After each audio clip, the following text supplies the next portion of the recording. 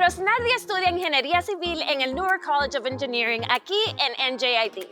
Algo que puede sorprenderte de Rosnardi es que ya tiene un trabajo a tiempo completo esperándola después de graduarse.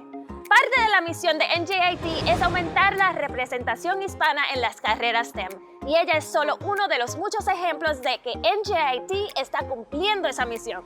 Ahora te toca a ti, Rosnardi.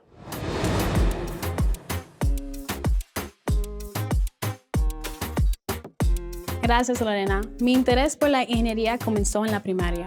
Como la hija menor de padres inmigrantes, la idea de ir a la universidad siempre se sintió como una posibilidad remota. Sin embargo, cuando visité NJIT, sentí que pertenecía y pude aprender sobre su gran programa de ingeniería civil.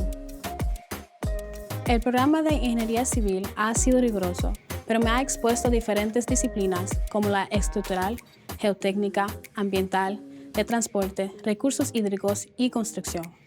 Además del plan de estudios, el Departamento de Ingeniería Civil ofrece diferentes competencias para poner en práctica todo lo que hemos aprendido, como el equipo de canoa de concreto, el equipo de puentes de acero y recientemente la competencia de puentes impresos en 3D.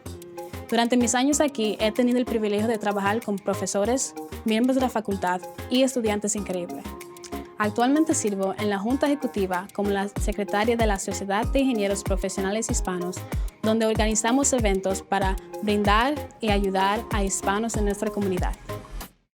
Gracias a la Feria de Trabajo de NJIT, tuve la oportunidad de hacer una pasantía en Turner Construction Company, donde pude trabajar con un equipo increíble y vi un proyecto realizarse. Me complace decir que después de graduarme, regresaré a Turner para trabajar a tiempo completo. NJIT no solo me ayudó a ser la primera en mi familia en graduarse, sino también me brindó amistades y conocimientos que hoy atesoro.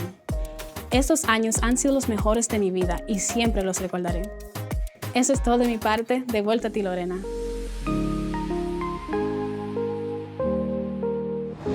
¡Qué inspiración, Rosnardi! Tu historia realmente demuestra las infinitas posibilidades que hay para todos aquí en NJIT. Al momento, NJIT es número 1 en todo el país entre universidades medianas, según el New York Times.